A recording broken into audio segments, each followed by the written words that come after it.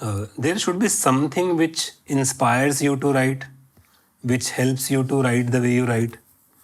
तो अगर कोई भी अच्छे लिरिक्स लिखना चाहता है, लिरिसिस्ट बनना चाहता है, कुछ तो ऐसा होगा जो उनको हेल्प कर सकता है ये करने के लिए. बिल्कुल. एक स्कूल है, it's called the Anand Bakshi school of writing. उसकी कोई ब्रांचेस नहीं है और उसका कोई एड्रेस नहीं है.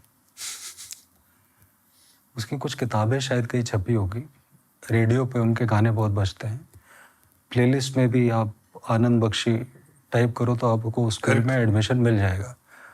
मेरा ऐसा मानना है, जिस बंदे ने आनंद बख्शी साहब के सारे गाने सुन लिए ना और रिलेट कर पाया और समझ पाया, it's like a book in your hand. अब किताब आपके पास है, ठीक है, अब आप उससे क्या लर्न करते हो क्या नहीं लर्न करते आपके ऊपर है. So anybody, all the budding writers or people who want to make a career in writing songs for the movie business, they have to see the songs that have been written by Anand Bakshi School of Lyrics Writing. Anand Bakshi School of Lyric Writing, ठीक है. Situational song कैसे होते हैं, character को कैसे पकड़ा जाता है, you know, एक सर बहुत बढ़िया है. आप अपने आप को ट्रेन कर लो. Confusion, I won't say confusion. It is like you have to be very sure what is the art form you want to pursue. There is a difference between shairi, poetry, and writing for movies where there is a screenplay which is involved. Correct.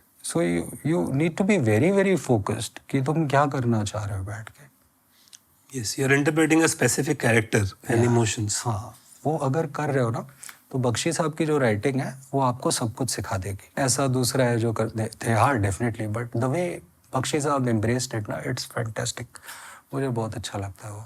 And it is not just Bakshi साहब, you should have a look at the kind of body of work you know our seniors have done.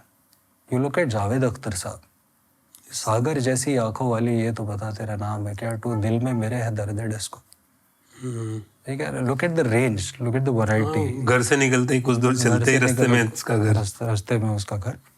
ठीक है ना. अगर आपको लगता है कि आप इस तरह की ब्राइटनेस आपके अंदर है, then you have a fair chance. Look at गुलजार साहब.